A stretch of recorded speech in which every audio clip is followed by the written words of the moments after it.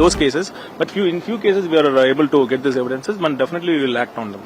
Sir, இப்போ இந்த அரசு மருத்துவமனைகள்ல இன்னைக்கு மெயின்டைன் பண்றதுக்கான ஃபண்ட்ஸ் இல்ல அப்படின்ற மாதிரி ஒரு இந்த பட்ஜெட்ல அதுக்காக இல்ல, அதான் திங்கட்கிழமை தான் மானிய கோரிக்கை வரப்போது. கண்டிப்பாக முதலமைச்சர் அவர்களோட வழிகாட்டுதலின்படி நம்ம ஒரு சிறந்த அறிவிப்புகள்லாம் நம்ம கொடுக்கணும் அப்படிங்கறதான் முதலமைச்சர் நமக்கு சொல்லியிருக்காங்க. தொடர்ந்து அவரோட வழிகாட்டுதல் பேர்ல நம்ம இயங்கிட்டு இருக்கிறோம். ஒரு திங்கட்கிழமை நம்ம சந்திப்போம். திங்கட்கிழமை ஒரு நல்ல அறிவிப்புகளோடு நான் தமிழக மக்களுக்கு அந்த மானிய கோரிக்கை அன்னைக்கு நான் வழங்கப்படும்.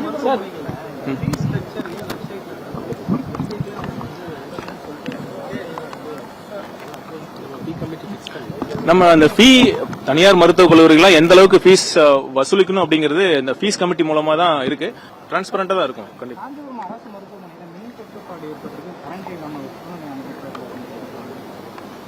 இல்ல, சில நேரங்களில் இந்த மாதிரி மின் தட்டுப்பாடு இருக்க இந்த விஷயம் வர்றப்ப நம்ம மின்துறை அமைச்சர்கிட்ட நம்ம பேசியிருக்கோம்.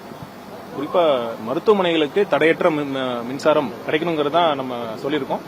இப்ப பாத்தீங்கன்னா எங்கேயுமே மின்தடை இல்லாத ஒரு சூழல் தான் உருவாக்கணுங்கிறது தான் முதலமைச்சர் சொல்லிட்டு இருக்காரு. அது கண்டிப்பாக அது அனைத்து இந்த பிரச்சனை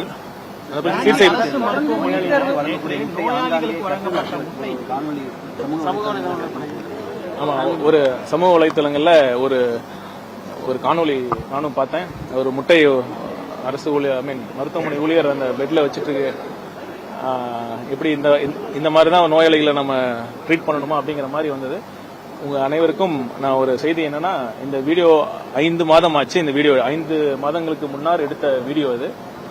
அப்பவே அந்த வீடியோ எடுத்தவர் இந்த சம்பந்தப்பட்ட ஊழியர்கிட்ட நம்ம கேட்டிருக்காரு, இந்த வீடியோ நான் வெளியிடாம இருக்கணும்னா 20,000 ரூபாய் கொடுக்கணும் அப்படிங்க கேட்டிருக்காங்க. அந்த ஊழியருக்கு நான் அதெல்லாம் கொடுக்க முடியாது.